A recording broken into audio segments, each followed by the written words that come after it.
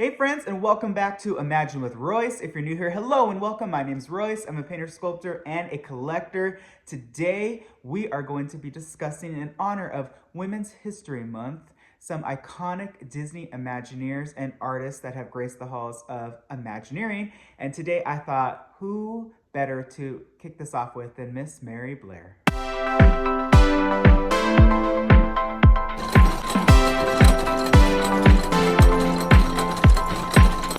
All right, so Mary Blair's contributions to the Walt Disney Company cannot be understated. Her ability and her boldness with color and design is truly unmatched, and many imitate her today. She was kind of the female Picasso of her time, if you will. She was incredibly talented. She had such a childlike ability with color and with design, but it was so sophisticated, and it's extremely hard to replicate.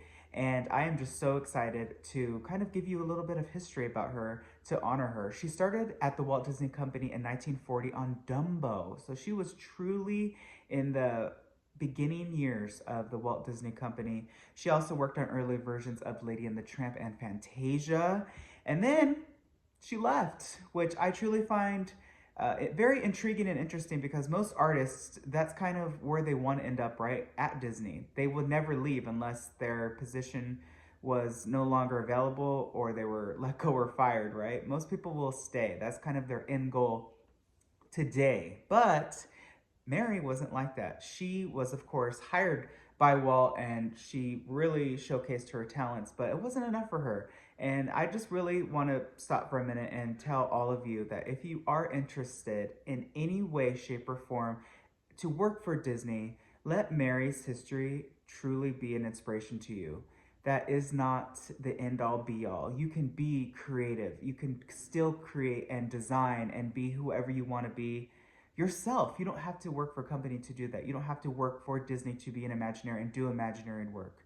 But anyways, back to Miss Mary. So when she left the company, she went actually to South America on a research trip, but then she came back. Walt hired her in a little bit more of a stylistic color role, and she was hired as a color stylist, and she worked on so many iconic classics. Alice in Wonderland, Cinderella, Peter Pan. You can really see her concept designs in the beginning and in credits of all of those films because she really was used to the best of her ability, and that was not it.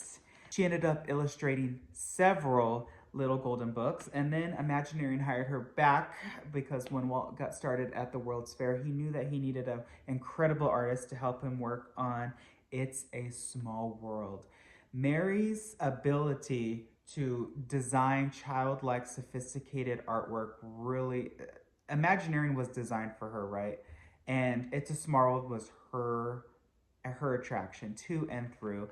So after the World's Fair, she actually in 1967 worked on a Tomorrowland mural in the Tomorrowland Promenade area. And fun fact for all of you, that mural is still there. I was actually there one night and they had popped off one of those panels to be actually replaced, and behind it was a beautiful, it's kind of faded, it needs to be redone, but her mural is still there.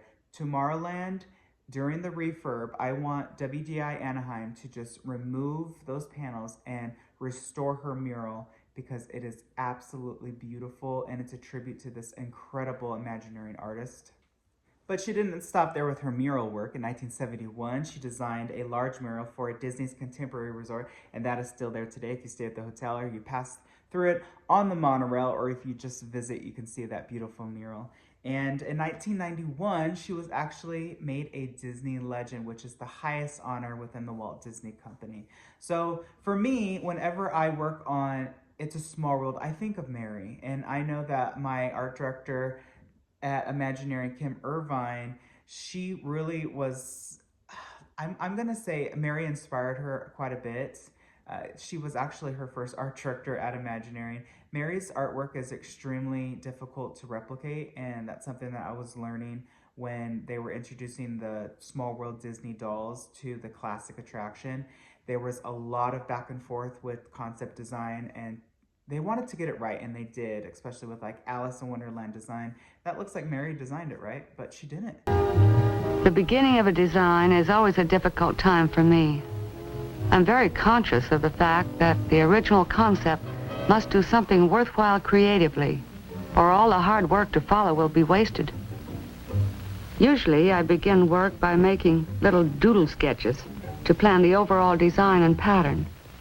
Many of these end up in the wastebasket, but the successful ones are kept to enlarge and refine in a scale rendition. Almost all artwork, no matter what the final form, begins with drawing, because drawing is the artist's fundamental tool. The subject here offered great design potential, and I chose characters and costumes that would be easily recognized by our audience, the children. Mary made literally hundreds of sketches, refining, correcting, redrawing again and again, until she began to get the feel of the new project. Gradually, she crystallized her ideas on endless sheets of paper, until at last, she was confident enough to begin to paint. Now her drawings took on life and color, as she made final illustrations of the new children of other lands in their native costumes. This little guard from Windsor Castle in England, in his tall bearskin hat and bright red uniform, utilizes the effectiveness of bright color as an accent. In planning a mural such as this, the first consideration is the area in which it will be installed. The surrounding colors and light sources will influence both color and design. Perhaps most important is the medium in which the work will be executed, in this case, ceramic tile. The startling thing about working in ceramics is the great brilliance and clarity of the finished color. I have often compared it to the brilliance of a watercolor while still wet. But it is difficult to put on paper the idea that you know will eventually appear in the brilliant ceramic glazes. And the artist must keep his concept clearly in his mind as he designs. Enlarging a small sketch to such great size is much more than a mechanical process. The dimensions must be enlarged accurately. But there is a great difference between a 20-inch design and a 20-foot one. Thank you all so much for watching. I really wanted to highlight the incredible women of Imagineering, and I thought Mary would just be an amazing, amazing person to kick it off. What other Disney female Imagineer would you like me to highlight? Drop a comment below, and as always, thank you so much for watching. If you enjoyed this sort of content, let me know. Hit subscribe and ring that bell icon. That way you are notified whenever I upload a new video. I wish you all a wonderful day. Be nice to one another, and always remember, dreamers, not only to follow your dreams, but to chase them. I'll catch you in the next one.